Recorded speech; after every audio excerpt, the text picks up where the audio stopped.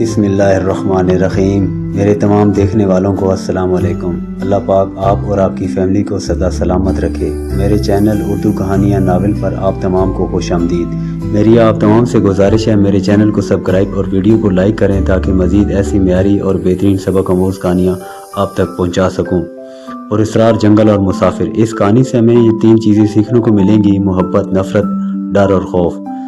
انشاءاللہ آپ لوگوں کو یہ کہانی ضرور پسند آئے گی۔ یہ ایک منفرد اور دلچسپ کہانی ہے، مگر شرط یہی ہے کہ آپ یہ پوری کہانی سن کر جائیے گا۔ تو چلیں دوستوں، شروع کرتے ہیں۔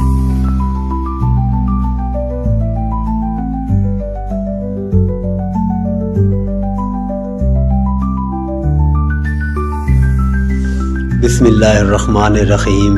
پراسرار جنگل اور بھٹکا ہوا مسافر، پارٹ نمبر 3۔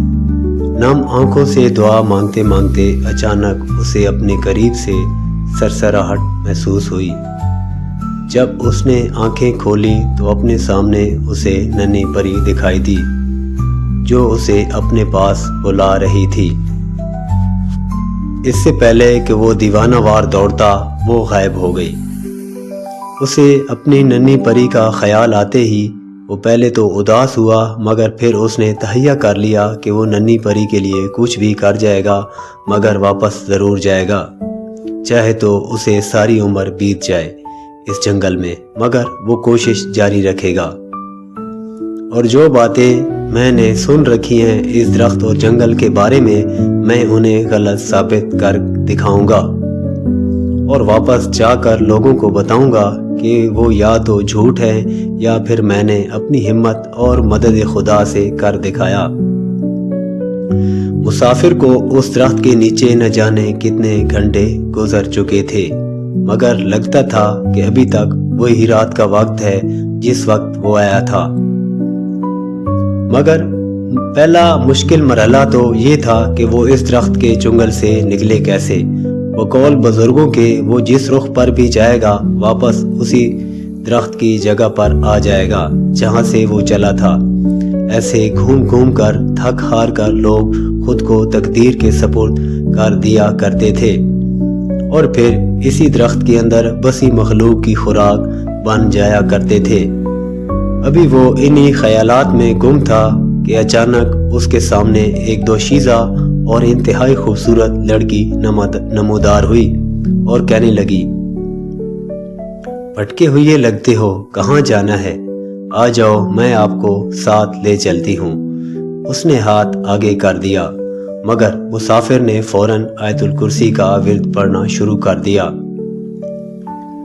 آیت الکرسی کا ورد کرتے ہی اس لڑکی کی شکل بدلنا شروع ہو گئی اور وہ بوڑھی اور بدصورت ہوتی چلی گئی۔ اتنی بھیانک اور خوفناک ہوتی گئی کہ اگر پہلے وہ اسی شکل و صورت میں مسافر کے سامنے آتی تو وہ شاید اسے دیکھتے ہی دل کا دورہ پڑ چکا ہوتا، مگر ابھی مسافر سنبھل چکا تھا اور بے خوف و خطر اسے دیکھتا جا رہا تھا۔ وہ آہستہ آہستہ اس مسافر سے دور ہوتی گئی، جبکہ مسافر بھی ورد پڑھتا ہوا اس کے پیچھے پیچھے چلنا شروع ہو گیا۔ بدصورت چڑیل غصے میں لال پیلی ہوتی گئی اور مسافر کو دور رہنے کی تلقین کرتی رہی،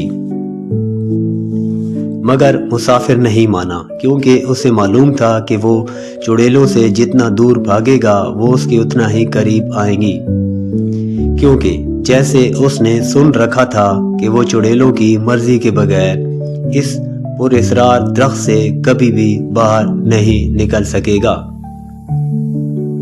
اس لیے اس نے خود کو چڑیلوں کے حوالے کرنے کا ارادہ کر لیا۔ وہ چڑیل کے پیچھے چلتے چلتے بہت دور تک نکل گیا۔ چڑیل نے جب دیکھا کہ مسلسل میرے پیچھے آ رہا ہے تو وہ رک گئی اور کہنے لگی، اب میں تمہیں خود ساتھ لے کر چلوں گی، مگر میری ایک شرط ہے کہ تم اب کبھی آیت الکرسی کا ورد نہیں کرو گے۔ مگر مسافر نے انکار کر دیا۔ اس نے کہا کہ میں جانتا ہوں کہ تم یہاں پر ایک عام سی چڑیل ہو، تمہاری سردارنی کے حکم کے بغیر تم مجھے چھو بھی نہیں سکتی، اس لیے مجھے سردارنی کے پاس لے کر چلو۔ چڑیل نے کہا، یہی تو میں بھی چاہتی ہوں کہ تم میرے ساتھ چلو تاکہ میں سرداری کو تحفہ پیش کر سکوں۔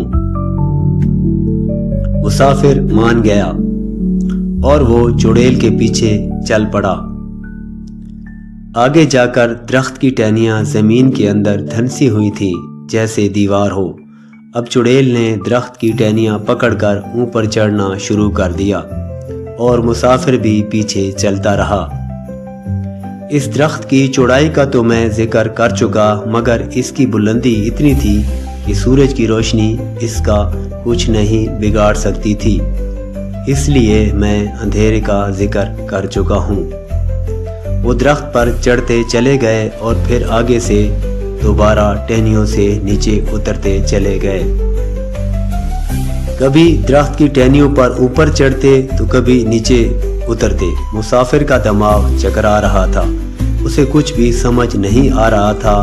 وہ جب بھی ہمت ہارتا اسے اپنے سامنے ننھی پری نم آنکھوں کے ساتھ انتظار کرتے دکھائی دیتی تو وہ سب کچھ بھول جاتا اور اپنی پوری توانائی جمع کر کے آگے بڑھ جاتا۔ ان دونوں کو درخت کی ٹہنیوں پر چڑھتے اترتے کافی وقت بیت چکا تھا، مگر لگتا تھا کہ جیسے ساری عمر گزر جائے گی مگر یہ درخت کبھی ختم نہیں ہوگا۔ مگر اس درخت کی ایک خاص بات یہ تھی کہ یہ بڑا مہمان نواز تھا۔ یہ ہر طرح کے پھلوں سے لدا ہوا تھا۔ شاید اس ایک خوبی کے علاوہ اس انسان خورنما درخت میں کوئی دوسری خوبی نہیں تھی۔ ایک اندازے کے مطابق مسلسل 5 گھنٹے کی تگ و دو کے بعد یہ درخت کے ایک ایسے حصے میں آ گئے جہاں اس درخت کا صدیوں پرانا جڑیں موجود تھی۔ یہ اتنی بڑی اور موٹی تھی کہ جیسے پہاڑ ہوں۔ وہاں پر ایک اور ہی دنیا آباد تھی۔ جاری ہے تو دوستو اس سلسلے کو انشاءاللہ مزید آگے بڑھاؤں گا۔ آپ کے فیڈ بیک کا انتظار رہے گا کہ آپ لوگوں کو یہ کتنی پسند آ رہی ہے۔ تو دعاؤں میں یاد رکھیے گا۔ اللہ حافظ۔